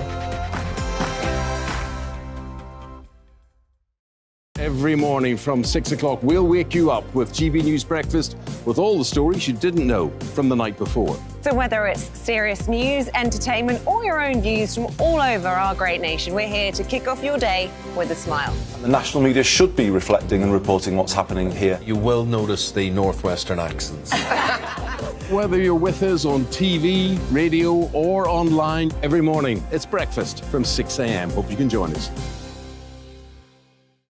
Join us for Ministry of Offence, the comedy panel show that's just like the news, in that the left fights the right and it doesn't really seem to matter who wins. We cover the big stories. It was in fact a troop of baboons and not angry vegans. I like that. And the really important stories. Fat naked cow gets stuck in swimming pool. It's a headline in a lot of local newspapers. Yeah. We're on the same team, Nick. Yeah, but I'm just helping you. Join us for Ministry of Offence, Saturday nights, 8 o'clock on GB News. I'm Dan Wootton. Join me Monday to Thursday from 9 to 11 for the feistiest and most fun news debate on TV, where free speech reigns. I'll bring you a sharp take on the day's biggest stories, bombshell newsmaker interviews, and A-list guests. And I guarantee you, no spin, no bias, no censorship, and no reason to go to bed. That's Dan Wootton tonight, Monday to Thursdays from 9 on GB News. Hello, I'm Michelle Dewberry and you can join me every weekday 6 till 7 on Jubes and Kerr. Me and my panel will get stuck right into the day's events, and I can tell you, in fact, I can warn you, expect some robust debate, some strong opinions and perspectives from both sides of the fence. It's about you at home as well. I love to read out all of your comments, or at least as many as I can. So join me, Michelle Dewberry, Monday to Friday, 6 till 7 on Jubes and Kerr. Hello, I'm Patrick Christie's. And I'm Mercy Moroki. Make sure that you join us Monday to Thursday, 10 a.m. until midday, right here on GB News for To The Point. We're not afraid to talk about the topics that matter to you or the big topics that always matter. We cover absolutely everything, from the breaking political stories of the day to law and order, what's going on in the channel. We're not afraid to hold people to account. We always make sure we include your views on our show. Indeed, if you're thinking it, you can guarantee that we're saying it. So make sure you join the conversation with us 10 a.m. until midday, Monday to Thursday, for To The Point on GB News.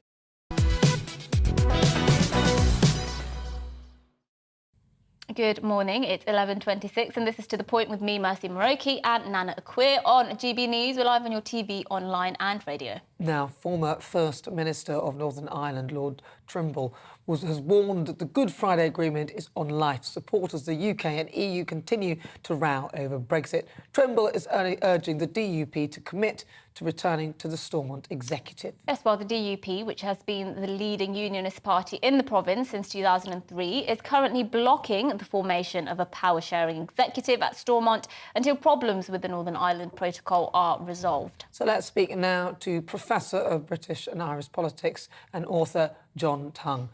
John, thank you so much for joining us. So talk to us then. Some people don't quite understand the Northern Ireland Protocol and what it means. Very briefly, can you just sum it for people to understand what it is? Well, very briefly, that the protocol is the EU solution to keep the border on the island of Ireland soft. Instead, there's a new border been placed down the Irish Sea, so that goods going between Great Britain and Northern Ireland, they have to be subject to EU customs rules and they have to be subject to EU standards checks within Northern Ireland itself. All goods going between Great Britain and Northern Ireland are now deemed at risk of entering the European Union's single market, i.e. going into the Republic of Ireland. So you've got a new border created, and that's what has really upset the DUP and other unionists. And basically the DUP's position is, unless you get rid of that Irish Sea border created by the EU, there won't be a return to devolved power sharing. And that's where David Trimble comes in. He was, of course, one of the architects of the Good Friday Agreement. He says that, it's basically the agreement is almost finished unless the DUP can be persuaded to go back into power sharing. That, of course, requires the EU to compromise on this protocol. Yeah, and of course, you can't sort of overestimate what that could mean, really, because there is literal peace at stake here, given Northern Ireland's history with now the Republic of Ireland. But just explain to us what's now taken place. So Boris Johnson has been, or the government has been criticised for breaking the law, this proposal they're publishing later today. What do you think it's going to say? And in your interpretation, could they have to break the law to sort of get it through? Yeah, the legislation that will appear later today in Parliament basically disapplies the protocol. It says the protocol isn't working and therefore we're not going to carry on with these checks on goods going between one part of the United Kingdom to another. So there won't be customs checks on goods going between Great Britain and Northern Ireland, and there won't be checks on products going between Great Britain and Northern Ireland, with the one exception that the so-called Green Channel, goods that are definitely going into the Republic of Ireland, there is an acknowledgement almost across the board that they continue to need to be checked because the EU has the right to protect its own single market. But the British government says that shouldn't be at the expense of the UK internal market, that Northern Ireland remains UK territory, and the EU is failing to recognise the sensibilities of unionists who are affronted by a border within their own country. That's the British government's position. Whether the bill will get through the House of Commons and indeed the House of Lords is another matter. It could take up to a year to get through, and that's if it does get through, because some Conservatives might rebel against it. And the House of Lords, which has never been a big fan of Brexit, it should be said, might vote it down as well. So there's a big battle. I think part of the reason the British government has introduced it, notwithstanding the risks it won't get through, is to try and get devolved power sharing back within Northern Ireland, to get the DUP back into the Northern Ireland Assembly and Executive. But at the moment, the DUP is holding out. It wants this law passed so that the protocol no longer applies before it goes back into power sharing with Sinn Féin and other parties. You can hear how it just becomes even more complicated. John, thank you so much for talking to us. That's John Tongue. He's a British and Irish politics professor and also author So legislation giving ministers power to scrap parts of the Northern Ireland Protocol is due to be published in the House of Commons this afternoon. And ahead of the publication, Foreign Secretary Liz Truss is expected to speak to the European Commission Vice President Maros Sefcovic. Northern Ireland Secretary Brandon Lewis has said that he is confident that the changes would be lawful. Yes, well, let's now cross over to former First Minister of Northern Ireland. Now, Dame Arlene Foster. Congratulations, by the way. I haven't seen you since you became a Dame. Look, what do you make of this? Obviously, the Prime Minister and the government face a challenge here because they will introduce this legislation and they're going to face enormous backlash from Labour when it eventually goes to the Lords as well, and perhaps even from some of their own backbenchers who are feeling a bit rebellious now after that confidence vote. What do you make of all of this? Well, the first thing to say is anybody in the Conservative and Unionist Party should want to secure the Union and they should want to secure the internal market of the United Kingdom. So if Conservatives decide to vote against that, they should really challenge themselves as to whether they are a Unionist anymore. But in terms of the legislation, I think what people will be looking for is whether it deals with the jurisdiction of the European Court, because at the moment, because we're in the single market for goods, we are subject to the jurisdiction of the European Court, whilst the rest of the UK is not. It will want to see whether goods can pass from GB into Northern Ireland without checks. And your previous guest talked there about a green channel and a red channel. So the green channel would obviously be for goods just coming into Northern Ireland. The red channel would be for any goods that are passing on into the Republic of Ireland. And I suppose the frustrating thing for me is the fact that all of this could have been dealt with at the time. But many of these proposals, when they were put forward, were rejected by the European Commission and by the Irish government because they were seen to be unicorn solutions. Of course they weren't. They were perfectly technically available. They wouldn't have caused the huge difficulties that the border in the Irish Sea has caused to the Assembly and the Executive here in Northern Ireland. But I'm very glad to see this legislation coming forward now. I hope it will deal with the key issue of protecting the Acts of Union. And I'll be very interested to see whether the legislation specifically mentions that when it comes out later today. How likely do you think this legislation will pass? Because you said it might take a whole year. I mean, that's a long time to be sort of on tenterhooks waiting to find out whether a solution can be found. Well, I think it'll go through the House of Commons, as I understand it, first, and then it will go to the House of Lords. No doubt there will be Remainers in the House of Lords which will want to block this, despite the fact that we are actually trying to protect the internal market of the United Kingdom. But some people, as you well know, want to put the Europeans above what happens in our own country. So no doubt there will be some who will vote against it. But of course, the Prime Minister has to have the steel to, if necessary, use the Parliament Act. And that means that we may see a lot of toing and froing between the House of Commons and the House of Lords. But if the PM is setting out on this very sensible road, then he has to have the will to see it through. And I hope that he does have the will to see it through, and that the members of his party who claim to be Conservatives and Unionists also have the will to see it through. Well, let's hope they work in the best interests of this country. Dame Arlene Foster. Dame Arlene Foster. I wanted to say it. Thank you so much for joining us. Yes, now, thank you.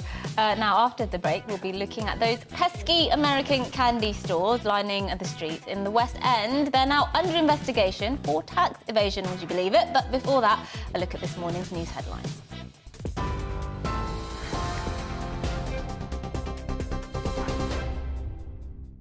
It's 11:35. I'm Rosie Wright, keeping you up to date on GB News. The government's going to unveil changes to the Northern Ireland Protocol later. It's going to include the ability for ministers to unilaterally override the current agreement.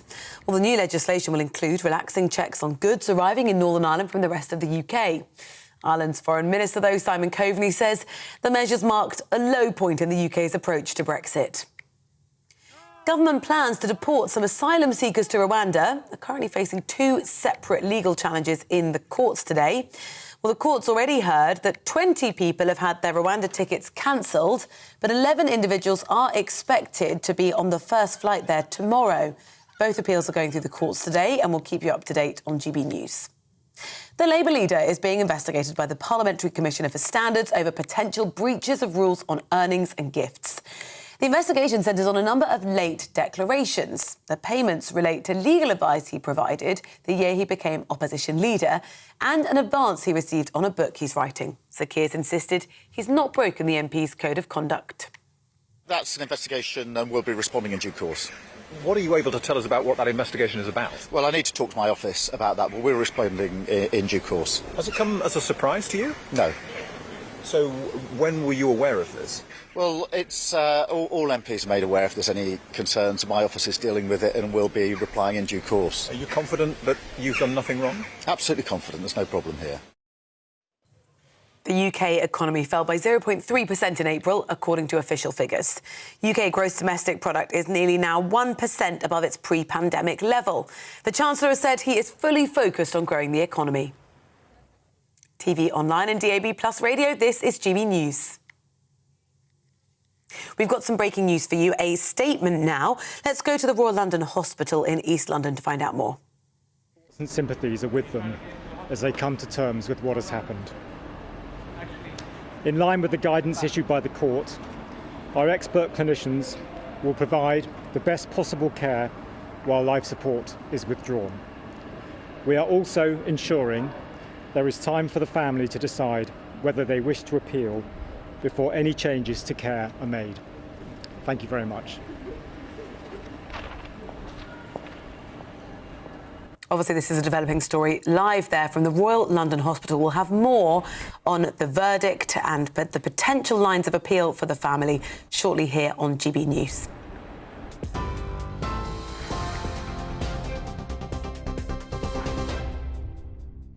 Direct Bullion sponsors the Finance Report on GB News for gold and silver investment.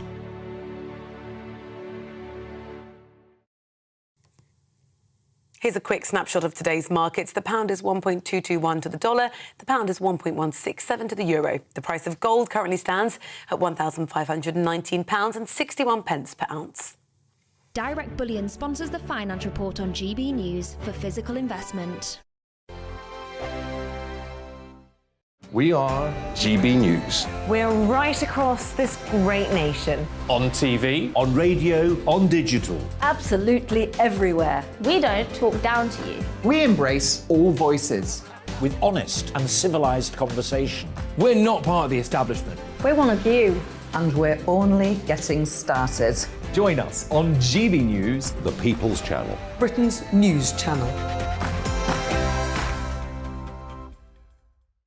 Every morning from 6 o'clock, we'll wake you up with GB News Breakfast with all the stories you didn't know from the night before. So whether it's serious news, entertainment, or your own views from all over our great nation, we're here to kick off your day with a smile. The national media should be reflecting and reporting what's happening here. You will notice the northwestern accents. Whether you're with us on TV, radio, or online, every morning, it's breakfast from 6 a.m. Hope you can join us. Join us for Ministry of Offence, the comedy panel show that's just like the news, in that the left fights the right and it doesn't really seem to matter who wins. We cover the big stories. It was in fact a troop of baboons and not angry vegans. I like that. And the really important stories. Fat naked cow gets stuck in swimming pool. It's a headline in a lot of local newspapers. Yeah. We're on the same team, Nick. Yeah, but I'm just helping you. Join us for Ministry of Offence, Saturday nights, 8 o'clock on GB News. I'm Dan Wootton. Join me Monday to Thursday from 9 to 11 for the feistiest and most fun news debate on TV, where free speech reigns. I'll bring you a sharp take on the day's biggest stories, bombshell newsmaker interviews, and A-list guests. And I guarantee you, no spin, no bias, no censorship, and no reason to go to bed. That's Dan Wootton tonight, Monday to Thursdays from 9 on GB News.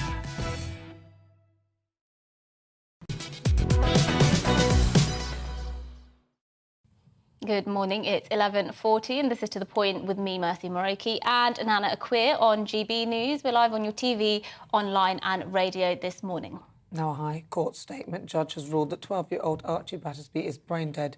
Let's go straight to Alice Porter to find out more.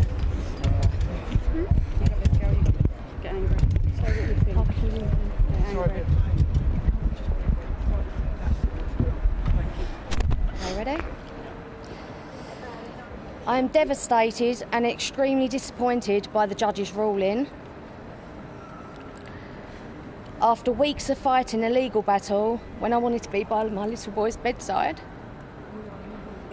basing the judgment on an MRI test, which is the first time ever, and that he's likely to be dead, is not good enough. This is believed to be the first time that someone has been declared likely to be dead by an MRI test. The medical opinion presented in the court was clear in that the whole concept of brain death is now discredited, and in any event, Archie cannot be reliably diagnosed as brain dead. I feel sickened at the hospital and the judge have failed to take the wishes of the family into consideration. I do not believe Archie has been given enough time. From the beginning, I have always thought, what is the rush? His heart is still beating, he has gripped my hand, and as his mother and my gut instinct, I know my son is still there. Until it's God's way, I won't accept he should go. I know of miracles when people have come back from being brain dead. This case raises the significant moral, legal and medical questions as to when a person is dead. Why does this ruling today tell us about where society is at? We do intend on appealing. This is only the start. I will not give up my fight for my son. Thank you. We've asked for a month. We've asked for a month to appeal as well. And that's now in the hands of the hospital's legal team, whether we get that or if they want to rush this through as well. Thank you. That was a very sad statement, really, there. And, I mean, I struggle with that because they said likely to be brain dead, but that's not, that needs to be 100% in their view. It can't be Yeah, likely. absolutely. She said she was devastated and disappointed by the judge's ruling that the life support for Archie should be turned off. She questioned that idea, didn't she? What does likely dead mean? Either you're dead or you're not dead. She said that wasn't good enough for her, and I think any parent or anybody really can understand why that wouldn't be good enough for any mother. She said we intend on appealing and she won't give up the fight for she also her said son. that she wanted more time. I mean, you know, what's the rush? I mean, I know there are others, and as others have pointed out, that there's probably a shortage of that sort of support and life support, and there are lots of other things around it that need to be utilised. But I question. I'm with her. What is the rush? They have. It's not conclusive. Likely is not conclusive, and I think it has to be. Surely, in a court of law, it is beyond reasonable doubt. Likely is, for me, not beyond reasonable doubt. Yeah, absolutely. And you know, according to her, Archie, her son has, held her hand, has gripped her hand. She says his heart is still beating. So, you know, it's the doctors that are basically saying he is likely, this term again, likely dead. And she's understandably saying that's not good enough. And she says, what does that say about our society, that we can allow for such what she considers a low burden of proof that somebody is dead before we turn off their life support? And, you can't help but be heartbroken for her, because it could be anybody. She's found herself in this situation by pure chance, and it could be any one of us who has children. And it just does make you think, would you ever be faced with a situation where you don't want your child to die and you still have hope in them, but the judges and the medical profession are saying they don't? Well, look, let's go straight to our London reporter, Alice Porter, who is at the Royal London Hospital. Good morning, Alice. Heartbreaking words there from the mother of Archie Battersby. Hello there. Yeah, we've just had a very heartbreaking statement from Archie's mother there, Holly Dance, who had the news only an hour ago that the judge who's been presiding over this case at the High Court has declared that her son is dead, and therefore the ventilator which has been used to keep him breathing that treatment should stop. I mean, this has been a case that's been going on for a number of weeks because, of course, it was 7th of April where Archie Battersby was taking part, we believe, in an online challenge. He became unconscious. His mother found him with ligature marks, and he's been treated here at the Royal London Hospital here in East London for the last 2 months. And of course, it's been an immensely difficult case for so many people involved, including the hospital involved who've been supporting him, using a ventilator to keep him alive. But the real heart, really, of this case rests on at what point is somebody alive or not, which is a very, very difficult legal question, but also a sort of difficult sort of philosophical one as well, because Archie's mother, Holly Dance, who we were hearing from earlier, was saying, you know, his heart is still beating. She's felt his hand and she said he had squeezed it. She has seen him open his eyes and move slightly. And so therefore, for a parent to know that the decision has been made as of today that the ventilator that is being used to keep her son breathing will be switched off is obviously terrible news for the family on a very difficult case. You know, as a mother, she said, you know, her gut instinct was that he is still here. She said she was disgusted by the decision and that she will be appealing the decision that has been made today. Well, Alice, thank you for that. I mean, as you say, yeah, heartbreaking there, and it's difficult. There's no right answer necessarily in this, is there? For me, I think there is. I think they should leave the life support on for more time until they have. If somebody can't, that's my view too, yeah. If somebody's not prepared to take responsibility for a decision by using the word likely, then I think that says to me, well, if you're not prepared to call it out and say this is what it is and I believe it and I'm putting everything on that, then for me, I wouldn't feel comfortable with that.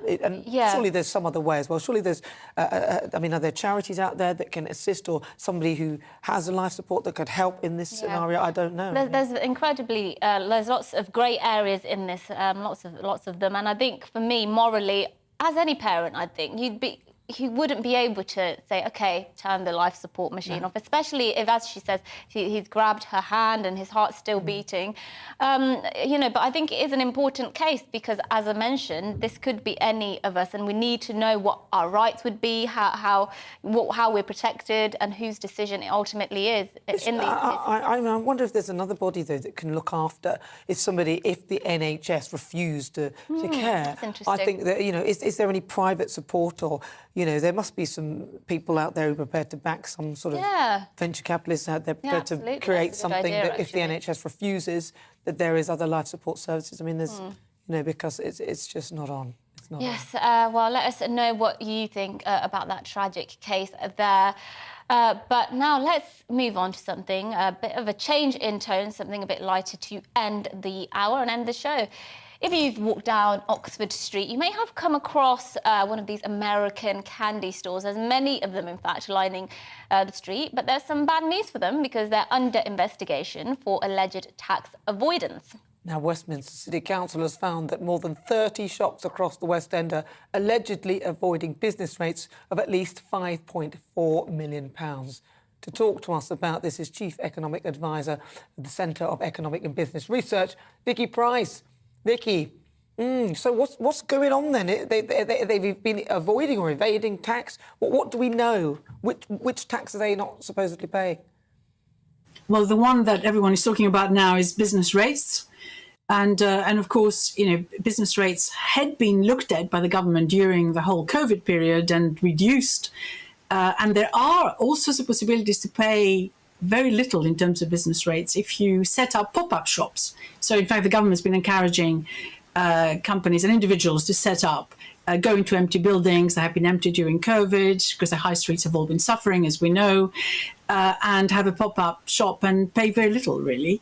So it looks like these candy shops, which are US, set up various companies under which they then operate, which are able to go and set up shop in various places, use the premises for a while, and then find themselves, at some point closing down again and disappearing and not pay any business rates at all. That seems to be what's going on, in addition to concerns, apparently, that have to do with the types of goods they sell, the sugar content, for example.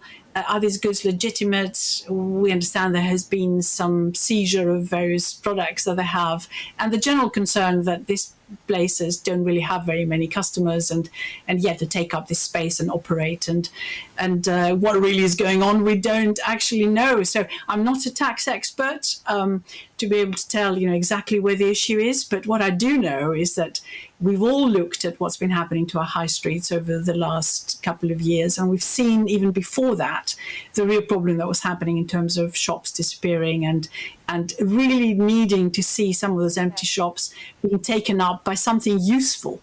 And what seems to be happening is not quite exactly what people who are redesigning the high streets had in mind. Yeah, and let me just ask you, we're coming to the end of the programme now, but I do want to ask you very finally, how easy is it in this day and age for businesses to avoid or even evade tax? Because our viewers and listeners certainly don't have the resources to hire fancy accountants to tell them how they can pay less tax. But these big businesses seem to be doing this quite often.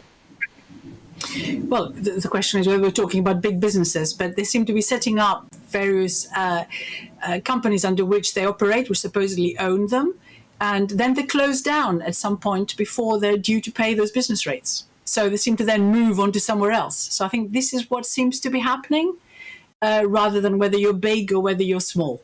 And in fact, there are all sorts of ways as a small firm you can pay very little business rates. The regime has improved, which is good news, even though obviously businesses are asking for it to be improved even further, because it's quite a burden for many firms, particularly now that you're seeing retail sales not doing that well and consumer confidence falling. But also there's a very important street, Oxford Street, and we absolutely need to keep it going. It earns an awful lot of money in terms of people coming in and finding Oxford Street as one part of the tourist